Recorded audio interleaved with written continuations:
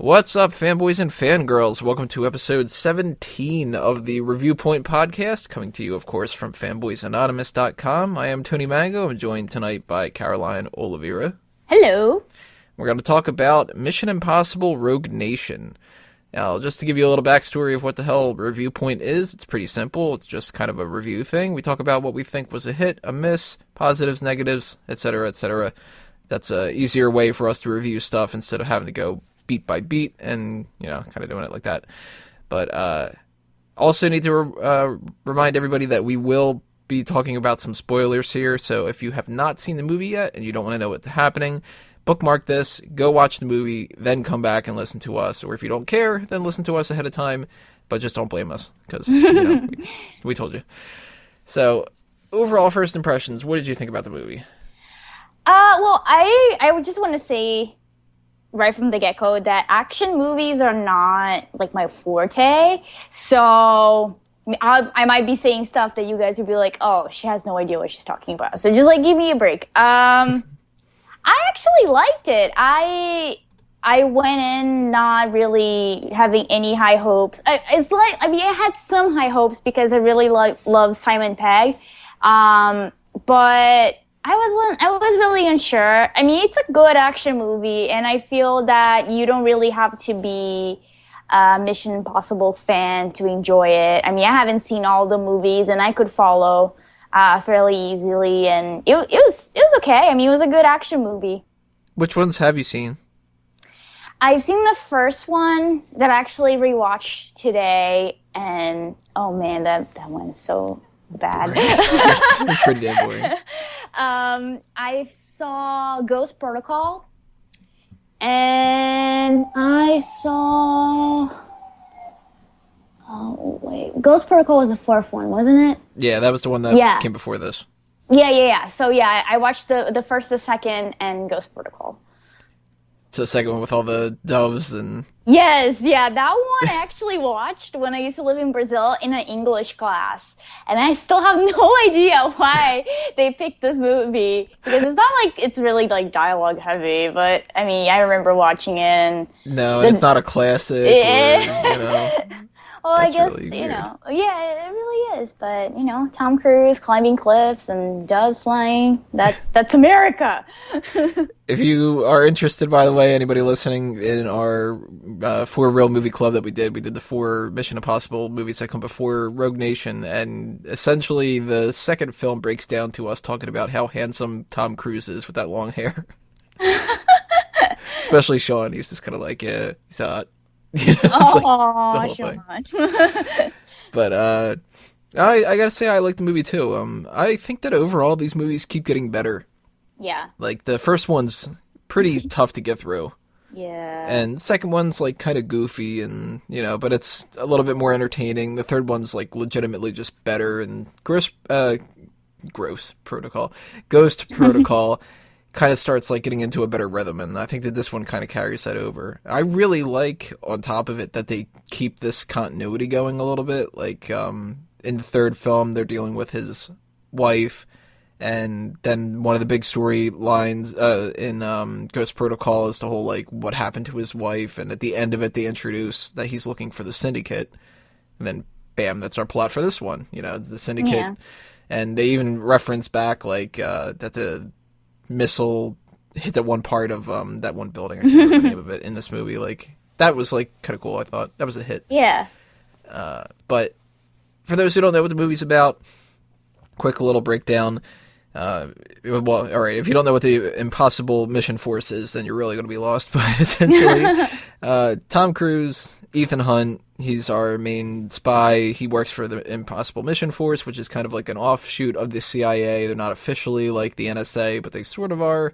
Kind of, essentially, let's make up a fake thing so we can do a whole bunch of crazy shit and not have to answer to it. And they are kind of against, and I think they refer to it as an anti-IMF. The Syndicate is made up of a bunch of former agents from different countries, and they're all trying to incite chaos and stuff. There you go. Basic, simple plot. It's not like a thinking man's movie. Not at all, yeah. But we deal with a couple of the main characters that have been over the course of the past couple of movies. Jeremy Renner is William Brandt. They introduced him in the last film.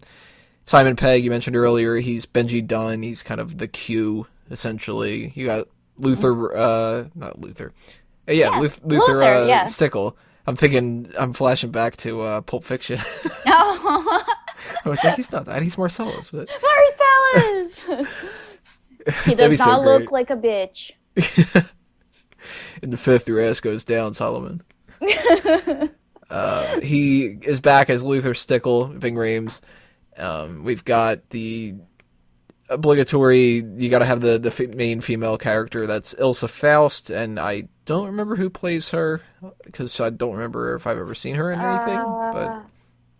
Rebecca, I just watched it. I have no excuse. I know her last name is Ferguson. I'm guessing Rebecca Ferguson, but I might be wrong. Yep, Rebecca Ferguson. Oh, yay! We also have Alec Baldwin is CIA Director Alan Hunley, and our main villain is Sean Harris. He plays Solomon Lane, who is creepy as fuck in a lot of different ways. Yes. Mostly his voice. He's upper jaw freaked me out. Like his profile, he looks as if he's like constantly sucking on a pacifier because he has like a little like mouth of a fish. I don't know. He has a mouth of a fish, and he kind of looks slightly alien-esque. He's weird. And he has like the whole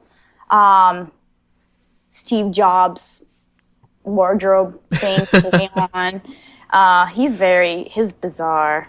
Did you like him as a villain? Do you think that's a hit or a miss? You know what?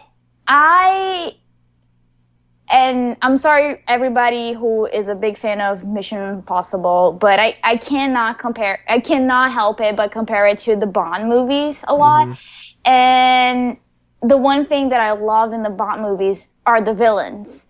I think they're so layered and weird, and they have like stuff going on. And this one, he looked really weird. But I kind of we had so little on his backstory. He was a British intelligence agent, and he just decided that he just wanted to create chaos or something like that. I'm probably like missing stuff, but I didn't get a lot for him. Yes, he was creepy, but to me he was very shallow. Like he only had like one side, and he was just like creepy, and he had very fashion forward glasses. And that was it. So I kind of wish that they had spent more time with him and made him a little bit more interesting. Now, I've said before many, many times that I'm a huge James Bond fan, so I always compare them too. And yeah, I gotta kind of agree. Like, I liked him in it, but he was a little bit flat. And yeah, one of my problems with the Mission Impossible films is not only the fact that, like, there's always a scene where somebody can just rip off a mask and it's like, oh my god, it's such a fake out. But at the same time, what bugs me is every one of these movies has been something about, like, the IMF is a problem. Right. So, in this movie, even they're pointing out, they're like, well, IMF keeps, like, saving the day, but they keep fucking things up, too. And right, it's like, yeah. You think about it, and spoilers, of course, if you haven't seen the movie, it ends up being that not only is this former British agent the head of this terrorist organization, but also the good British agent is a part of this. He's created the whole damn thing. Right. And it's like, god damn it. Like, first movie is all about IMF guy goes rogue. Second movie is IMF guy goes rogue. Third movie is IMF guy goes rogue. Fourth movie, I can't even remember the fuck. Oh, that was the where they has to be on the run because they think that they've gone rogue. And then in this one, they're on the run because they think that they've gone rogue, and they have absolutely like the reason to believe that because they fucking did almost. It's like, right, yeah. Damn it! Like, you never hear this happening with MI6. Exactly. I kind of wish that there was like some sort of like cross movie between them and Bond would kick his ass. Yeah, Bond will kick his ass, like looking fly in his cars, like doing everything he can and being like nice looking and just badass, and Ethan Hunt is being a retard. Well, what do you think of Ethan? Like, his character's gotten a little bit more of a darker edge to it seems, over the past couple of movies, and I liked him in this one a little bit more than maybe the last one, because he was a little bit more vicious. Yeah. He killed a lot more people in this movie, I think.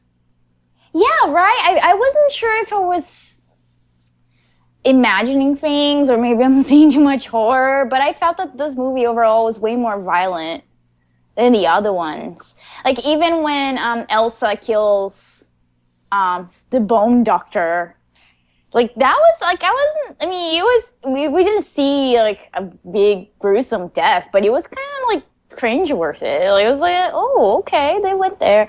Well, anyways, what do I think about Ethan? I don't dislike him as a hero. Yes, like, comparing to how he started on the first movie, he's so much better now. The main problem that I have, I think it's because my mind has a hard time separating the character Ethan from Tom Cruise, the character. So like, in the movie, I was like watching when he starts getting aggravated and he starts screaming. I just had like a flashback of him on Oprah jumping on the couch, and I'm like, oh man, that sucks. Like, it took me out of the movie. So I don't know. I don't think he's a bad actor. I just feel like I'm just like so conditioned of like seeing him doing crazy things. Even though he has toned down a lot lately. But character-wise, he's alright. I like Bond way more than I like him, but he's okay. I mean, I kind of liked in this movie that he messed up with the whole, like, when he was underwater and he was, and he got hit with whatever that thing that was, like, rotating, was, and he messed up the cards for a second. Of course, everything was fine at the end, but, like, that was, I kind of like when I see somebody who tends to be this action hero that it's gonna get shit done at the end of the day. I like to see them mess up and show more like a vulnerable side to them. So he's much better than he was, yeah. And he's a lot more believable, even though he's older. Like, I don't know, like, I believe in this guy being able to kill people more than when he was 30. Yeah. He just seemed like a little kid or something. I don't know. Yeah, he really looked so young. So young. I'll tell you who I don't really like, though. I don't like Jeremy Renner's character all that much. He's a little bit bland and boring. I mean, he's not, like, bad. Like, he's not a character that, like, I was bored when he was on screen and stuff. But in comparison to somebody like Benji, yeah, like, Benji's fun and, interesting, and then Brandt comes on the scene, and every single line that he has is just kind of like, I don't know what we should do, guys, and, like... Yeah, I feel like he would be it was such a missed opportunity with his character, because if they had played more on that side of him being more conflicted, like, what should he do, like, should he keep protecting Ethan and believing in him, or should he actually be doing something else? Like, I liked when he decided to call the CIA guy, and then later we see that he was, like, kind of like part of the plan. But that was the one moment in the movie that I was like, oh, okay, I actually might like this character a little better, because he did one thing that, to me, felt more believable for his character. Like, he wasn't like the director of the... Like, what is his role in the Mission Impossible? Jeremy Renner's? Yeah. The Ghost Protocol one, he was like, he was an agent that was assigned to protect Ethan's wife. Oh, yeah. Oh, okay. And it was that whole thing where he thought that she got killed, so then he went into just, like, the analytical stuff, and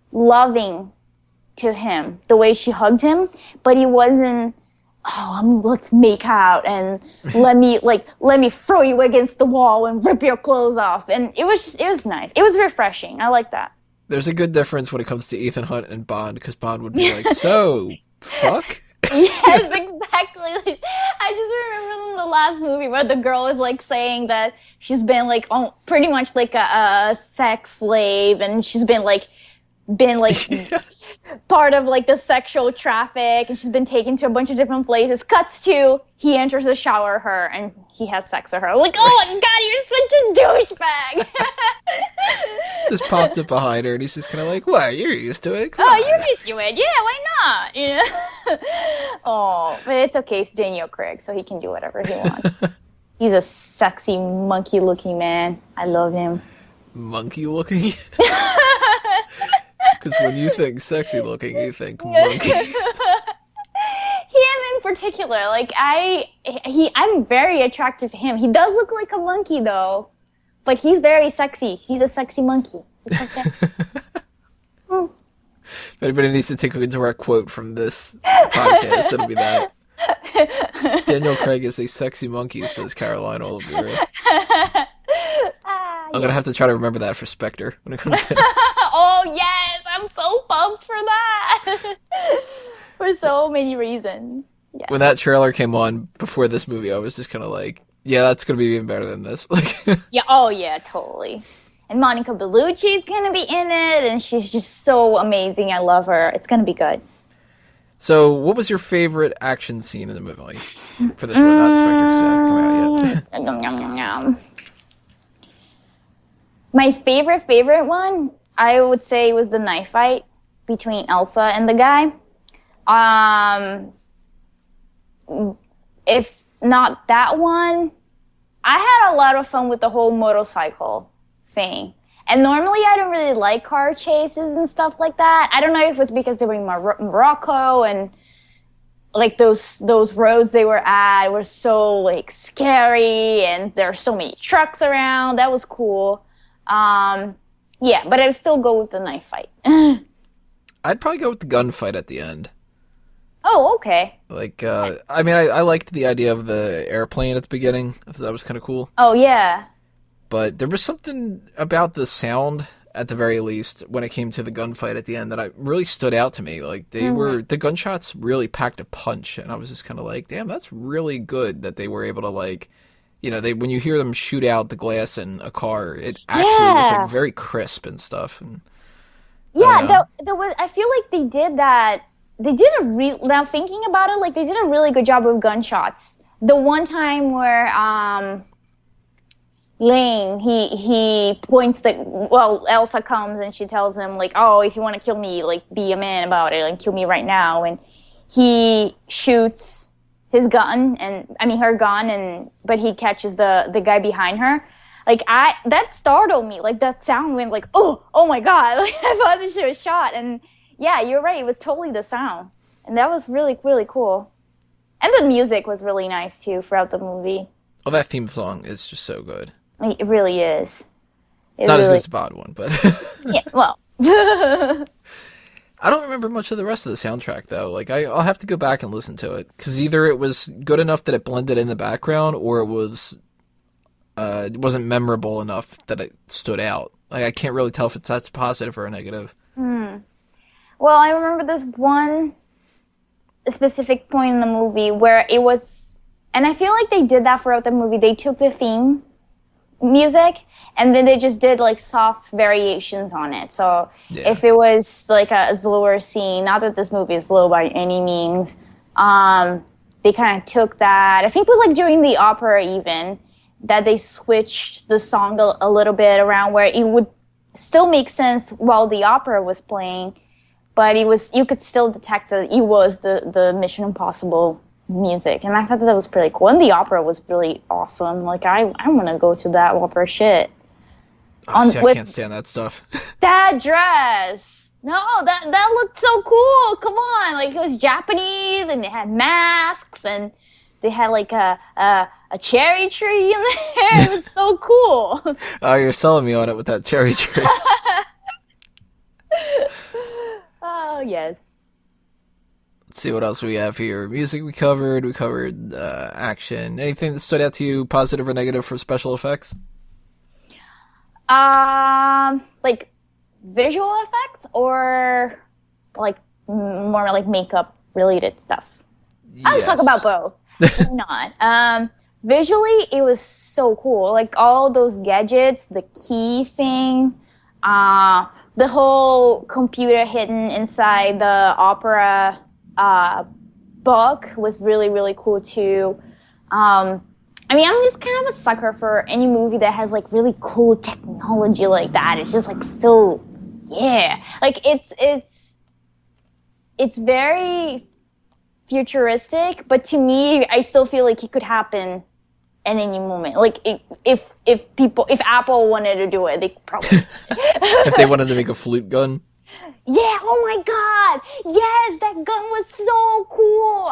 Okay, that was probably like my favorite weapon in the movie. And I did love the knives, but that gun was so badass. That was so cool. I'm gonna go on and on about that gun, but I think like it was... I like that too. I thought that was really cool. It was awesome. Like, it was so, so cool. Special effects wise, I mean, the one thing that I have with the Mission Impossible movies, which is, it's just me being a total snob, is the whole mask stuff. Like, it just bothers me how they, like, take this mask that is just, like, shapeless, and they put it on, and all of a sudden they're like, oh, that person. It's just, like, it changes their face 100%, and it's already, like, glued down, and when they want to get rid of it, they just rip it out, and, like, oh, my God, if you did that in real life, you wouldn't have, like, the first layer, or maybe the third and the second layer of your skin in your face anymore. It's just, but I mean, other than that, it was good. I mean, I guess for everything that Ethan went through in the movie, at the end, he only had like 7 scratches on his face. And they're conveniently in like photogenic parts. You gotta keep him gorgeous, I guess, and a little bit below the eye on the one side, he was a little bit on the forehead. Like... No dirt around the blood. He was just super clean. He just looked like somebody like, okay, which areas can we still like cover with some blood, but still make him attractive? Oh yeah, let's put like a little bit of blood on that part of his nose that looks a little funky. Yeah, that hides a little bit of his nose, but you know, that's good. He still looks good. Elsa gets stabbed like 6 times, but not a single time in the face. No, she has like 1 bruise on her face the whole movie, and I feel like she got pounded so bad. Oh, that sounded bad. She didn't get pounded. She didn't get pounded in the movie like that. Not a Bond film. No, in, out, whatever Angela said earlier. Shout out to Angela. Yeah, no, she gets like beaten up in the first scene she's in, kind of badly, and I think the whole movie she only has like 1 bruise at the end that is not even a bruise, it's just like red on one of her cheekbones or her flawless face. And Simon Pegg too. I feel that, I mean, he's in a car crash. He doesn't have anything on his face. Like, he got like sweaty at one point. That was about it. Yeah. And yeah, it's whatever. I guess they use the whole budget for car crashes and stuff like that, and the flute gun, which I'm not mad about at all. That can happen every time in every movie. That was pretty cool. So, what would you say are the biggest hits and the biggest misses from the film, if 2 things stand out to you? Well, I liked. And this is like, it's like so not like story related, but I really liked all the locations in the movies. Like, whenever I watch movies like this, it like Bond movies as well, and the Mission Impossible, I feel like we get to travel to all these different like gorgeous locations, and it's kind of cool. Like, I love that they picked some in Europe and then Cuba, and that was cool. And I liked Elsa. I liked how I mean, I'm sure they could have still like developed her even more. But I liked all the stuff that we talked about, that she's not overly sexualized. She's tough, but she's still feminine. She's a character of her own. Like she wants to do what she thinks it's right. Even when she brings all the info to the British guy, and she's like pretty much like betraying Ethan, and he's like, yeah, no, you're doing your job. Like she's doing her job. Like she's doing what she thinks is right, and she's not thinking of her heart. Like some movie shows that females are only capable of being in love and only doing that. Oh yeah, I would say. Oh yeah, and the flute was pretty badass. I cannot say enough about that. Yeah, it was good. I also feel like, especially because I just rewatched the first one, it definitely got a lot better. Character-wise, story-wise. Yes, it's not a movie that you have to be really paying attention to and really trying to understand the depth of the story and the characters.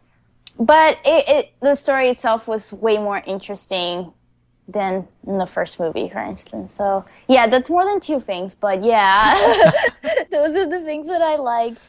The big miss for me was definitely the villain. I was hoping that he was going to be, especially because he's supposed to be this really brilliant, powerful guy who is able to get all these people from different nationalities and create this one go of chaos and controlling all of that and being super smart. I felt like he got beat pretty easily, and he was creepy just because he looked creepy. But I don't know, like he should have done, like maybe even if he just like talked really close to somebody all the time. Like I feel like the creepiest thing he did in the movie was just to stand there looking creepy in a turtleneck and maybe like grabbing Elsa's face. So I just wanted more. I wanted like Javier Bardem in Skyfall. Odd, like weird guy, like missing teeth and weird ass wig. Gorgeous. I gotta say, my biggest hit's probably the pacing of the film. It's so much easier to get through than like that first movie. Yeah. And, you know, when you get to the point where you start to feel like maybe there should be an action scene coming up, then they hit you with one. But it ends before it gets too tiresome. Like, usually car chases bother me in movies. Like, I'm not a big car guy. So if it goes on too long, it's kind of like, all right, I get it. Like, they're going to screech the tires and one person's going to bump into somebody else. And, you know, there's not too many things that you can do in car chases. But this one kept my attention the whole way through, so that was kind of cool. Like, probably pacing. But my negative, it's almost kind of a positive. I don't know where they're going to go from here. Yeah. Like, I mean, this is the fifth movie. They're going to make a sixth one. And maybe that's going to be the last one. I don't know. But if they are, they've already done, you know, the IMF guy who's the mentor is the problem. They've already done the friend who's the problem. They've done basically the clone with the second film where it's like he's the guy who is equal to you. Ghost Protocol's got the whole on the run thing. Yeah. Rogue Nation's got the on the run thing and the idea of the anti-IMF. So it's like, what the hell's next? They can't just do Alec Baldwin's gonna be bad or something. Maybe, I don't know. And it's I don't know, yeah. So I kind of, like, I think that they almost shot themselves in the foot, and they kind of should have almost done this as the last movie. Mm-hmm. Maybe do, like, another movie to build up the Syndicate, and that would have been kind of cool. But I guess, you know, I mean, benefit of the doubt, they might prove me wrong. Yeah. But for now, I'm not too sure, so that's my miss is speculation about the future, I guess. One thing I did want to ask, and I was just thinking about it when you're talking about the pace. To me, I feel like it was kind of too long. It was 2 hours plus something long. And I don't know, like I always drink soda in a movie. And I guess that's my fault. But at the end I was kind of like, oh my God, please. This has to end right now. I'm gonna I'm gonna die. My bladder's gonna burst. But I just kind of felt, I don't know if it's because they really wanted to pack all, the car chasing and all those like action sequences that it felt long at times.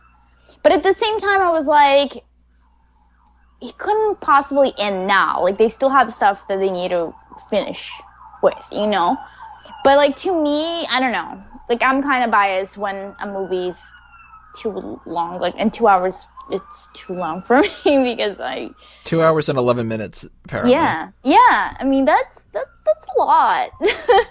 See, I'm the opposite. I think that movies should be like 8 hours long. You're crazy. I die. Marathon things, and like I loved going to the Avengers marathon where they did Iron Man all the way up to Avengers for 12 hours. But that's cool because it's still like different movies. Like if it's the same movie for over 3, when is Caroline gonna go to the bathroom? Caroline's gonna have to fill out wear with a popcorn. diaper. Yeah, you gotta eat popcorn with your drink so it absorbs some of it. No, but then like popcorn makes me even thirstier, and I have to drink more. But then you just eat more popcorn to counterbalance it. It doesn't work like that. It doesn't work like that. I can't. Okay. You do that over and over until you reach the point where you just like pass out. No, I can't. I need a break. Like movies shouldn't be that long. Like I have a bad attention span as well. Like please, like cut to the chase. Like don't. Oh, you should never watch 2001: A Space Odyssey. Oh, I have. Are you kidding me? I wanted to die. I actually had to like watch it in 3 days because I couldn't just watch it in one sitting. I was like, it's pretty rough. I can't. Yeah. So a really good movie. Yeah, it really is. But I can't do that. And some of my movies are 2 hours long. My favorite movies are 2 hours long. But still, like this is an action movie. Like I don't think it needs 2 hours and 11 minutes to explain a whole lot. So that was like one thing that I didn't really like. Fair enough. Were you, like, bored at any points? I was just kind of like, okay, I get it. Like, they need to find this. Like, just go. Or, oh my god, another motorcycle? Like, come on. Like, you already, like, killed 5 of those guys. Like, move on. It's just kind of like, I feel like it could have been edited down a little bit. So, I think that kind of rounds us out. It's not one of those movies that we can break down for hours and hours. But, anything that you haven't said that you want to touch on yet? Or sing about? Oh, I guess Tom Cruise looks good. Like I was when he doesn't have a shirt on, like he looked like he worked out. Nicely for this movie. Like I was kind of impressed. I'm not a big fan of his, but I was like, oh, okay, he got ready for this role. That's good for 52. Yeah, he looks really good. Oh, and I just want to point out that one other thing about Elsa that I really liked was that she did not have tons of Botox on her forehead, so she still had expression lines, and that was really, really cool because I could actually tell if she was upset. Well, that would have been kind of funny if it would have been like, the whole idea of the mask thing. And they're like, this is clearly a mask. Let's just take this off. And she's like, oh, no, that's my face. That's my face. It's just frozen like that with botulism.